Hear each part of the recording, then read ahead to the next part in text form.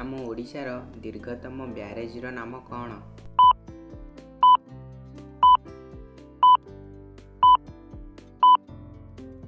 ଏହାର ଉତ୍ତର ହେଉଛି ମହାନଦୀ ବ୍ୟାରେଜ୍। ଏହା କଟକଠାରେ ଅବସ୍ଥିତ। ଏହା 1984 ମସିହାରେ ପ୍ରତିଷ୍ଠା ହୋଇଥିଲା। ଓଡ଼ିଶାର ଦୀର୍ଘତମ ରେଳପୋଲର ନାମ କ'ଣ?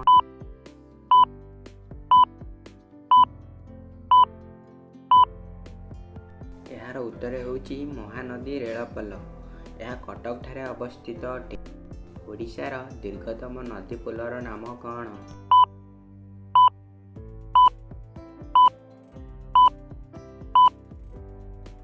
ଏହାର ଉତ୍ତର ହେଉଛି କାଠଯୋଡ଼ି ପୋଲ ବା ନେତାଜୀ ସୁଭାଷ ବୋଷ। ଏହା କଟକଠାରେ ଅବସ୍ଥିତ।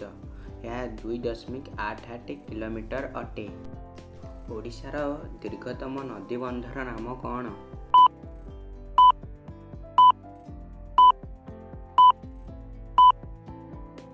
ଏହାର ଉତ୍ତର ହେଉଛି ହୀରାକୁଦ ନଦୀବନ୍ଧ। ଏହା ସମ୍ବଲପୁରଠାରେ ଅବସ୍ଥିତ। ଓଡ଼ିଶାର ଦୀର୍ଘତମ ବସ୍ ସଡ଼କ ପଥର ନାମ କ'ଣ?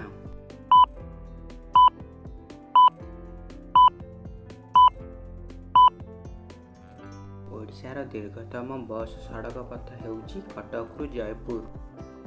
ଓଡ଼ିଶାର ଦୀର୍ଘତମ ଯୁଦ୍ଧର ନାମ କ'ଣ?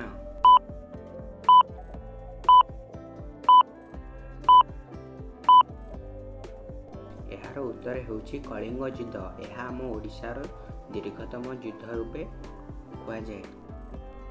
ଓଡ଼ିଶାର ଦୀର୍ଘତମ ବିଦ୍ୟୁତ ଲାଇନ୍ର ନାମ କ'ଣ?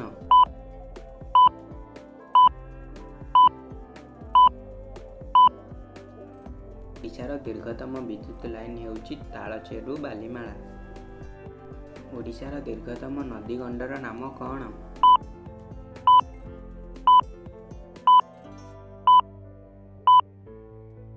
ଓଡ଼ିଶାର ଦୀର୍ଘତମ ନଦୀଗଣ୍ଡର ନାମ ହେଉଛି ମହାନଦୀର ସାତକୋଶିଆ ଗଣ୍ଡ।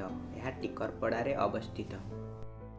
ଓଡ଼ିଶାର ଦୀର୍ଘତମ ସୁଡ଼ଙ୍ଗର ନାମ କ'ଣ?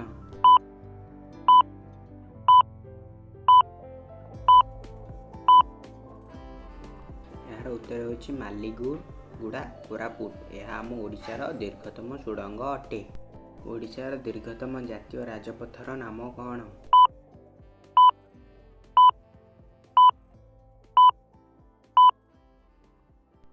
ଏହାର ଉତ୍ତର ହେଉଛି 16 ନମ୍ବର ଜାତୀୟ ରାଜପଥ। ଏହା କଲିକତାରୁ ଚେନ୍ନାଇ ପର୍ଯ୍ୟନ୍ତ। ଆଉ ଓଡ଼ିଶା ମଧ୍ୟରେ ଲକ୍ଷ୍ମଣନାଥପୁରରୁ ବ୍ରହ୍ମପୁର ସାରି ଏହା ଆମ ଓଡ଼ିଶାର ଦୀର୍ଘତମ ଅଟେ। ଓଡ଼ିଶାର ଦୀର୍ଘତମ ରେଳ ପ୍ଲାଟଫର୍ମର ନାମ କ'ଣ?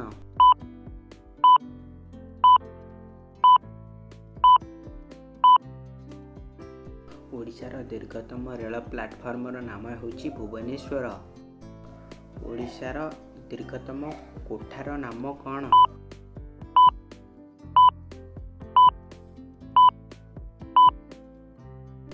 ଆମ ଓଡ଼ିଶାର ଦୀର୍ଘତମ କୋଠାର ନାମ ହେଉଛି ସଚିବାଳୟ କୋଠା।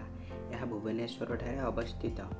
ଓଡ଼ିଶାର ଦୀର୍ଘତମ ପାର୍କର ନାମ କ'ଣ?